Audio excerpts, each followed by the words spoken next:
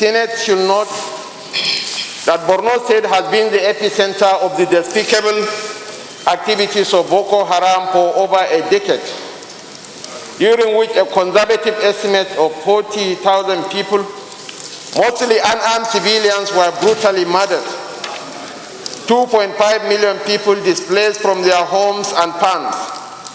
Property worth trillions of naira wantonly destroyed, and over 7 million people, mostly women and children, plunged into dire humanitarian needs.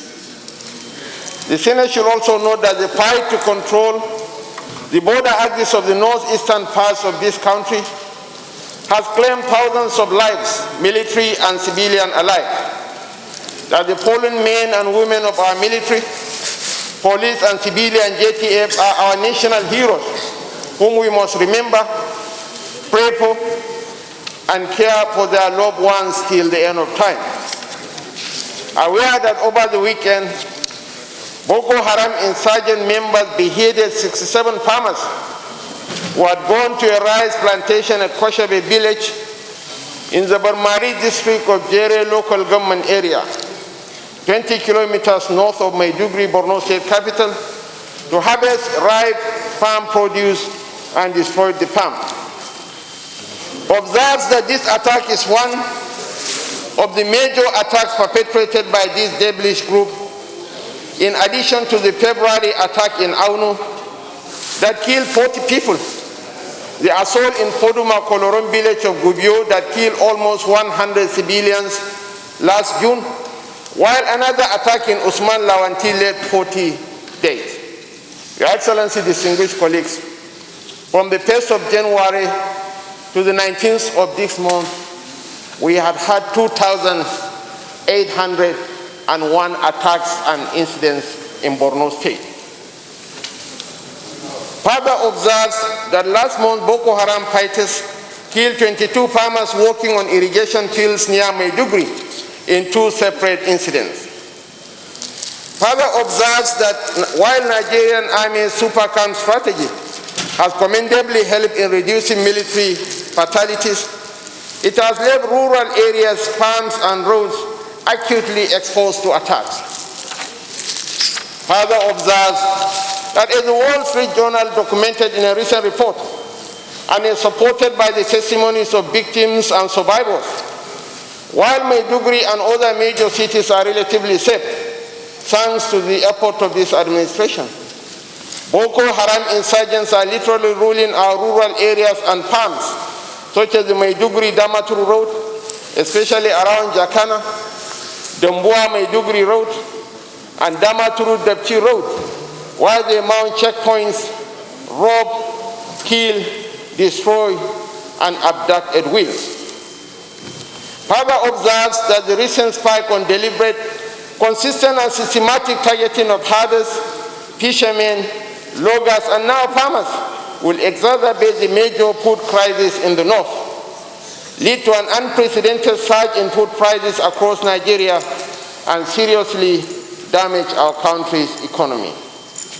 The Senate shall further observe that whatever it is that the security chiefs are doing presently is not working, or at least not enough.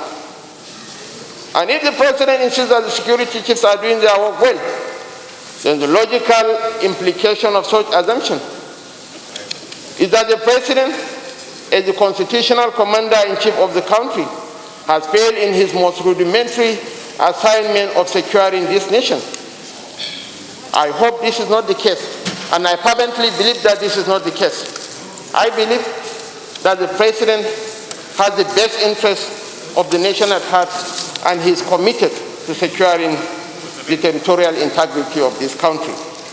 The Senate should further observe that we have watched verifiable footages of Nigerian soldiers struggling to quench thirst or feed themselves while trying hard to contain deadly advances of the insurgents. A case study in this is the lamentation on record last year of the former commandant of Operation Lapia Dole, General Olusegun Adeni, that his men lack the basic weapons and equipment to successfully fight Boko Haram. that more than 67 citizens were beheaded while they were working in their farmlands without any form of resistance or challenge from the security agencies stationed a few kilometers away. Worried that the Nigerian military, in conjunction with other security agencies up till today, have not been able to quell the insurgency affecting the region, despite the slogan by government officials that the insurgents have been technically defeated.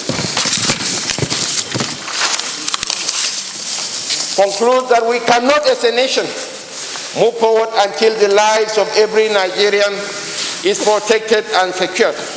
As the primary objective of government is the security and protection of its citizens.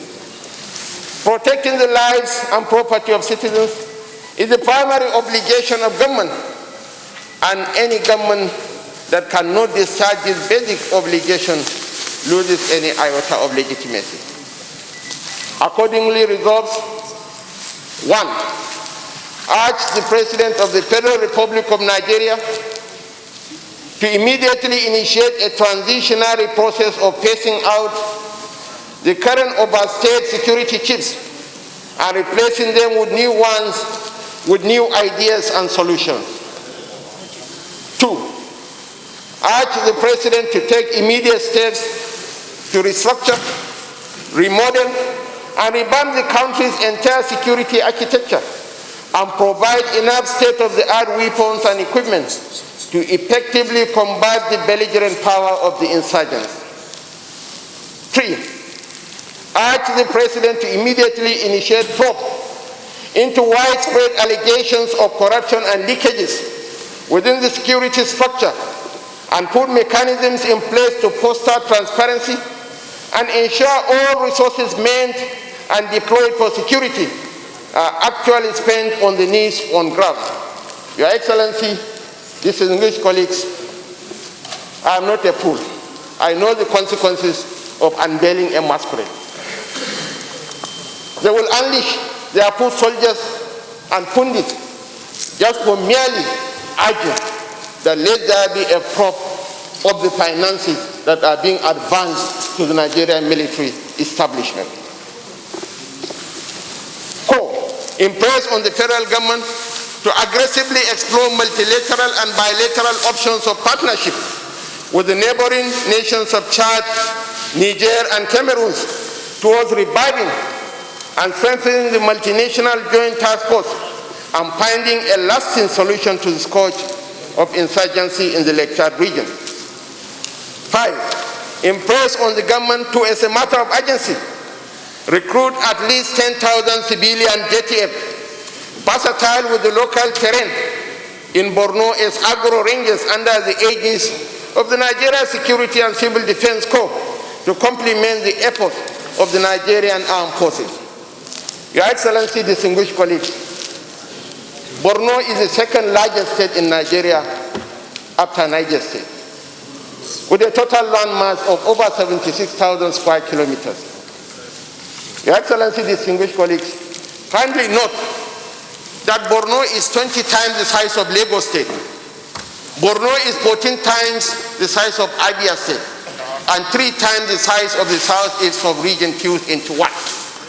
We need boots on ground, and this civilian JTF, when recruited into any of our paramilitary establishments, will be the foot soldiers that will help us in driving out the insurgents from the state. Because I'm absolutely certain some will agitate that why should you give such a huge number to one state of the Federation? Your Excellency, distinguished colleagues, securing Borno, securing the Northeast is securing Nigeria. As I have repeatedly said, if we allow this insurgency to take over the Northeast, it is capable of metastasizing into a bigger conflagration that might consume the whole nation. So I wish to make a fervent appeal and prayer to the government of the Federation and this esteemed House to support this move to recruit the civilian JTF into the paramilitary establishment. 6. Direct NEMA and NEDC to provide succor and psychological support to the bereaved families. 7, impress on the federal government to provide proper welfare for security personnel fighting in the front lines and give prime attention to the compensation and welfare of fallen soldiers, as that will boost the soldiers' morale and their concentration. And lastly, finally, as a way of providing long-term solution to Nigeria's existential security challenges, the federal and state governments must adequately address all immediate and remote causes of insecurity in the nation.